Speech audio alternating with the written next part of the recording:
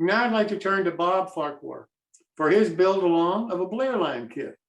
Bob, I think is this your last time or next to last time? No, second last. Second to last. Okay. Yep. So Bob, I'll turn it over to you. Okay. Okay, guys.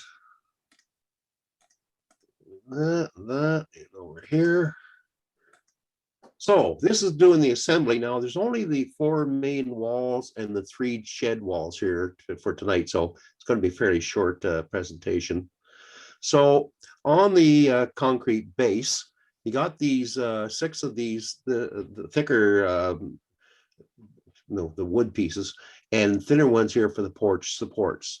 So these ones here, the reason I'm putting them in right now, the instructions don't say that to do right now.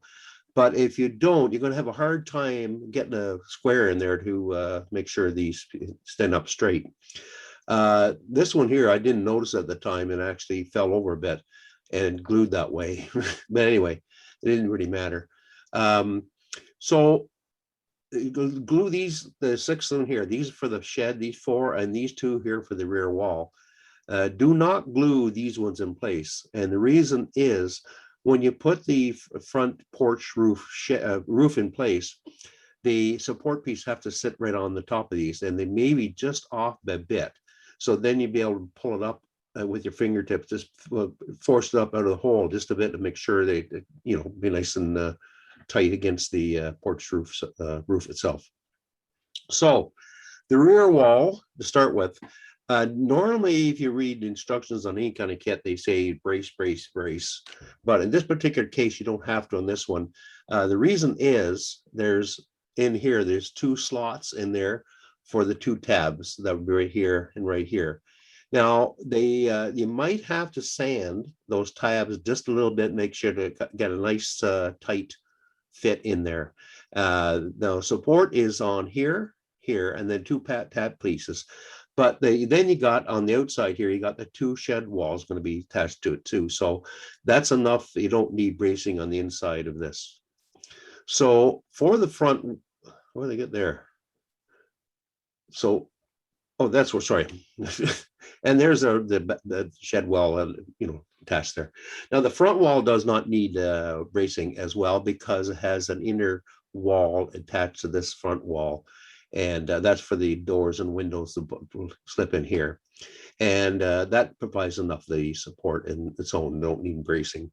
So just make sure it's square. Again, you'll have to probably sand a little bit of those tabs that go in these slots right here, these front slots. So just sand these a little bit right there, and make sure you get a nice fit. So then the sidewall, I use a clamp on here because you just make sure it sits tight, and a good bit of glue on the sides here and across the bottom, of course. And this particular wall did not need bracing because I do the wet decal here with the backboard on it, and that backboard provided the bracing support. If you're not going to use that type of decal on there, maybe you have to do a support on the inside. And there's an example on the other wall with a bracing piece in here. So I'll use a thinner piece of this. This is from the fret that he took all the wall pieces out of there originally. And make sure you do glue along this edge here. And when it's dry, then you can put the wall in place, glue it in place.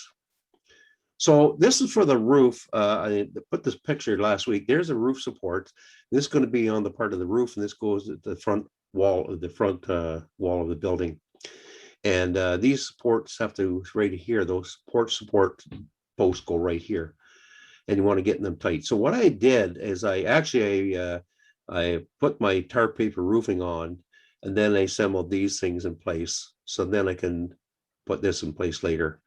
Just showing what we're going to be doing next week, but there's what I'm talking about. You want to make sure these posts are right up tight against the porch roof supports. And if they're not, you can just force these up with a finger, because you don't have to worry about the glue, because this is tight enough in there that they will hold. It won't come out on you. So next week we're going to be doing the roofing and the chimney and some detail parts and stuff like that. Okay, any questions? Good. Back to you, Jim. Well, you must be getting better or something. I don't know. No questions. I mean, Or people didn't understand the thing.